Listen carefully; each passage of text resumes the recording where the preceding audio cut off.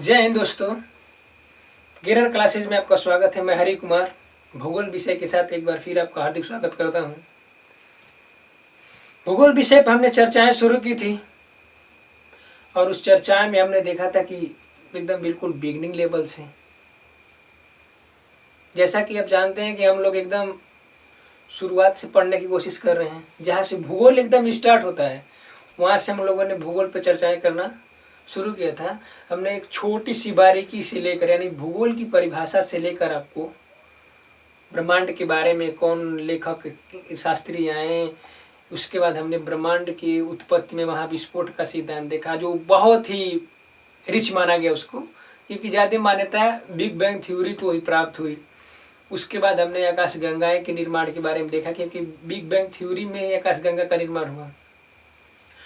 उसके बाद हमने तारों के बारे में जाना कि जब आकाशगंगा में विस्फोट हुआ तो किसका निर्माण हुआ, तारे का, और तारे बनते कैसे हैं।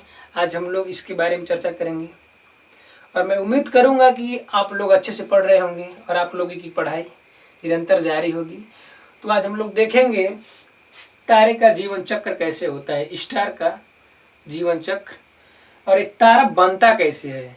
ध्यान से देखिएगा इसको। एक होता है स्टेलर नेबुला। जब आकाशगंगा में विस्फोट होती है तो किसका निर्माण होता है, स्टेलर नेबुला, जिसे बोला जाता है नीहारिका। क्या बोला जाता है, नीहारिका। और इस नीहारिका में विस्फोट होने के कारण एक एवरेज स्टार का निर्माण होता है जिसे बोला जाता है औसत तारा। और औसत तारा के विस्फोट होने के बाद बनता है रक्त दानव तारा, और रक्त दानव तारा के बाद वही स्टार फिर इसमें विस्फोट हुआ, बनेगा ग्रहीय नीहारिका। और ग्रहीय नीहारिका के बाद आपने इसका नाम सुना होगा श्वेत बामन। क्या नाम सुना होगा आप लोगों ने, श्वेत बामन। तो स्टार बनने की दो प्रक्रियाएं हैं, एक ऊपर वाला जो था आपका एवरेज स्टार से लेकर रक्त दानव तारा, फिर ग्रहीय नीहारिका, फिर श्वेत बामन, और दूसरा फार्मूला इसका कि कैसे बनता है ये। तो यहाँ देखिएगा, पहले में क्या बना था, औसत तारा, लेकिन यही स्टेलर नेबुला में जब विस्फोट होता है तो क्या बनता है, ये मैसिव स्टार यानी बड़े तारे का निर्माण होता है। तो सर्वाधिक संख्या में तारे हमेशा इसी से बनते हैं, मैसिव स्टार से। फिर मैसिव स्टार में विस्फोट होगा तो क्या बनेगा, रक्त दानव तारा, और रक्त दानव तारा के बाद बनता है आपका क्या, सुपरनोवा।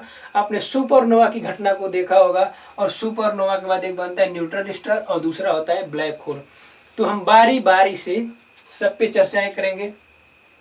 क्या होता है एवरेज स्टार, क्या होता है रक्त दानव तारा, क्या होता है ग्रहीय नीहारिका, श्वेत बामन। तो हम लोग बड़े तारे या रक्त दानव तारा या सुपरनोवा या न्यूट्रल या ब्लैक होल सब पे चर्चाएं करेंगे बारी बारी से। तो ध्यान दीजिएगा, हम लोग अब चल रहे हैं किस पे, एक एक पे इस पे देखेंगे कैसे कैसे इनका निर्माण होता है। हमने तारे के जीवन चक्र की बात की है। तुम्हारा हेडिंग होगा क्या, तारा। क्या हेडिंग होगा, तारा। आकाशगंगा के घूर्णन के कारण, इसके आकाश गंगा के घूर्णन के कारण, इसके कारण आकाशगंगा के घूर्णन के कारण हमने आपको पढ़ाया था शुरू में ही कि आकाशगंगा क्या है, उसकी 3 भुजाएं होती हैं और वह घूर्णन करता है, क्योंकि उसकी भुजाएं जो होती हैं, तीनों भुजाएं क्या कर रही हैं, घूर्णन कर रही हैं, और उसमें एक केंद्रीय बल से पाया जाता है किसमें, आकाशगंगा में। तो वही बात यहाँ लिख रहे हैं, आकाशगंगा के घूर्णन के कारण ब्रह्मांड में अवस्थित, कहाँ, ब्रह्मांड में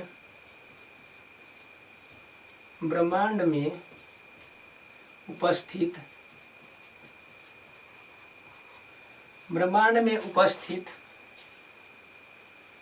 गैसें प्रभावित होती हैं।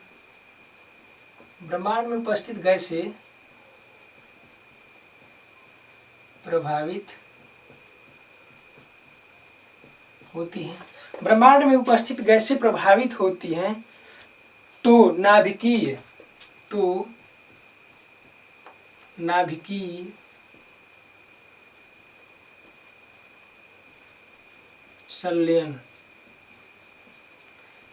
संलयन की प्रक्रिया प्रारंभ हो जाती है। नाभिकीय संलयन की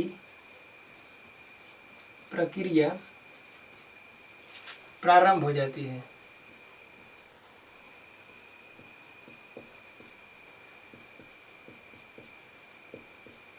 ध्यान से देखिएगा कि आकाशगंगा हमारी घूर्णन कर रही है। घूर्णन करने के बाद ब्रह्मांड में जो गैस उपस्थित है, ठीक है, और उन गैस उपस्थित से क्या है कि वो गैसें प्रभावित हो रही हैं, तो नाभिकीय संलयन की प्रक्रिया हो रही है।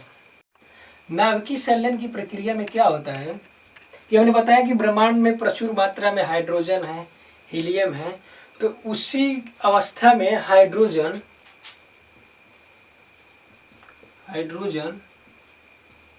हीलियम में परिवर्तित होने लगता है, परिवर्तित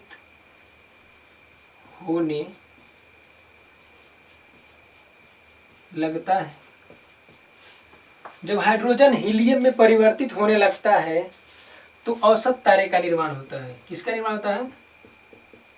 औसत तारे का निर्माण होता है। ठीक है, हमने बताया था ना कि आपको एक एक चीज बताया जाएगा। तो देखिए औसत तारे का निर्माण कैसे होता है। जब आकाशगंगा के घूर्णन के कारण ब्रह्मांड में उपस्थित गैसें प्रभावित होती है तो उसमें नाभिकीय संलयन की प्रक्रिया होती है या प्रारंभ होती है। तो हाइड्रोजन क्या कर रहा है? हीलियम के रूप में परिवर्तित होने लगता है, जिससे किस तारे का निर्माण होता है? औसत तारे का निर्माण होता है। रोक दो। औसत तारे के निर्माण के बाद अब हम देखेंगे कि रक्तदानव तारे का निर्माण कैसे होता है। तो देखिए, मान लीजिए ये हमारा एक तारा है और इस तारे के केंद्र में नाभिकीय संलयन की प्रक्रिया धीमी हो जाती है। ध्यान से देखिएगा कि तारे के केंद्र में नाभिकीय संलयन की प्रक्रिया धीमी हो जाती है तथा इसके बाहरी परतों पर तीव्र गति से होती है। क्या? केंद्र में धीमी हो जा रही है और इसके बाहरी परतों पर तीव्र गति से हो रही है। तो इसका रिजल्ट क्या आ रहा है कि नाभिकीय संलयन की प्रक्रिया समाप्त होने पर, क्या? नाभिकीय संलयन की प्रक्रिया समाप्त होने पर तारे का रंग कैसा हो जा रहा है? लाल, जिसे क्या कहते हैं? रक्तदानव तारा कहा जाता है। जिसे क्या कहा जाता है? रक्तदानव तारा कहा जाता है। तो हमने औसत तारे को देख लिया, उसके बाद क्या देख लिया? रक्तदानव तारे को देख लिया। अब देखेंगे अब बचा क्या। अब देखिएगा यहाँ बचा क्या। हाइड्रोजन क्या हो रहा था? हीलियम में कन्वर्ट हो रहा था। कैसे? हाइड्रोजन का एक और हाइड्रोजन का एक और दोनों मिलके क्या बना रहे थे? हीलियम। और जब हीलियम बन रहा था इसके साथ क्या हो रही थी? एनर्जी यानी ऊर्जा रिलीज हो रही थी। क्या हो रही थी? ऊर्जा बाहर आ रही थी। यही ऊर्जा है, कौन सी ऊर्जा है? इसी ऊर्जा के कारण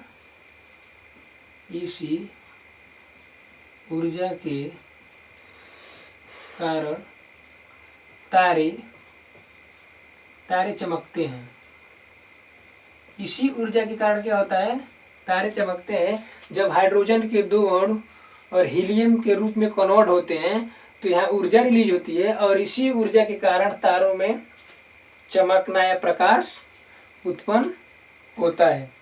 ठीक है, अब देखिए यहाँ क्या हो रहा था कि नाभिकीय संलयन की प्रक्रिया समाप्त होने पर लाल रक्तदानव तारा बन जा रहा था।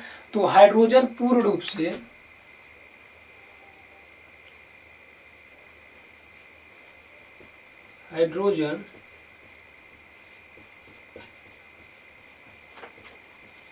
से हीलियम में कन्वर्ट हो जा रहा था। हाइड्रोजन पूर्ण रूप से हीलियम में परिवर्तित हो जाता है। तो देखिएगा क्या हुआ। अब हाइड्रोजन पूर्ण रूप से किसमें परिवर्तित हुआ? हीलियम में। ये मान लीजिए हमारा क्या है, क्या बचा है पर? हीलियम किस में बदलेगा? कार्बन में। हीलियम किस में बदलेगा? कार्बन में। और कार्बन किस में बदलेगा? भारी पदार्थों में। भारी पदार्थ जैसे लोहा, निकेल, ये सब कैसे पदार्थ हैं? ये सब भारी पदार्थ हैं।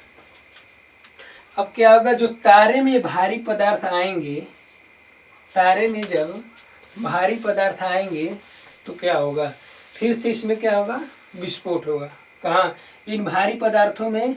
ये मान लीजिए एक तारा था और इस तारे में पूरी प्रक्रिया में वहाँ क्या हुआ, अब इस तारे में भारी पदार्थ आ गए और इस तारे में जब भारी पदार्थों में विस्फोट होगा तो उसी को कहा जाता है सुपरनोवा की घटना। ठीक है, तो हमने 3 चीज जाने, औसत तारा कैसे बना, फिर लाल रक्त दानव तारा कैसे बना और सुपरनोवा की घटना क्या हुई। हमने 3 चीज़ों को जान चुके हैं। सुपरनोवा की घटना के बारे के बाद अब आगे देखेंगे हम लोग कि यदि किसी तारे का द्रव्यमान 1.4 ms से कम हो जाता है तो तारा अपने नाभिकीय कक्षा से कहाँ चला जाता है, बाहर चला जाता है। ये 1.4 ms का मतलब क्या हुआ, मास ऑफ सन। ये कह रहा है मास ऑफ सन यानी सूरज का द्रव्यमान की बात हो रही है।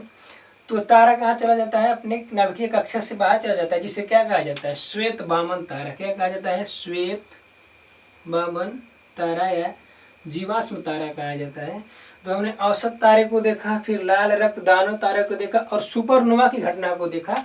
उसके बाद हमने देखा श्वेत वामन तारा कैसे बनता है। इसके आगे देखते हैं, श्वेत वामन तारा ठंडा होने पर काला दिखने लगता है और इसलिए इसे काला वामन तारा कहा जाता है। क्या कहा जाता है कि जब ये ठंडा होता है तो काला दिखने लगता है, इसलिए इसे काला वामन तारा कहा जाता है।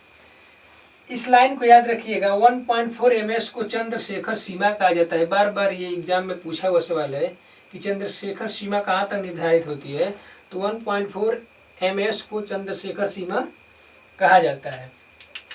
ध्यान दीजिएगा। इसके बाद इससे अधिक द्रव्यमान होने पर, इससे यानी 1.4 ms से अधिक द्रव्यमान होने पर कोई भी तारा इलेक्ट्रॉन को, किसको, इलेक्ट्रॉन को अपनी नाभिक से बाहर त्याग देता है, यानी अपने नाभिक से उसे बाहर कर देता है और नाभिक में केवल क्या बचता है, न्यूट्रॉन। क्या बचता है, न्यूट्रॉन।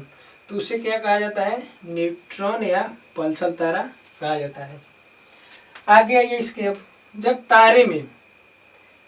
तारे में न्यूट्रॉन अत्यधिक कम हो जाते हैं, कहाँ, तारे में जब न्यूट्रॉन अधिक कम हो जाते हैं तो इसी को कृष्ण छिद्र या ब्लैक होल की घटना कहा जाता है।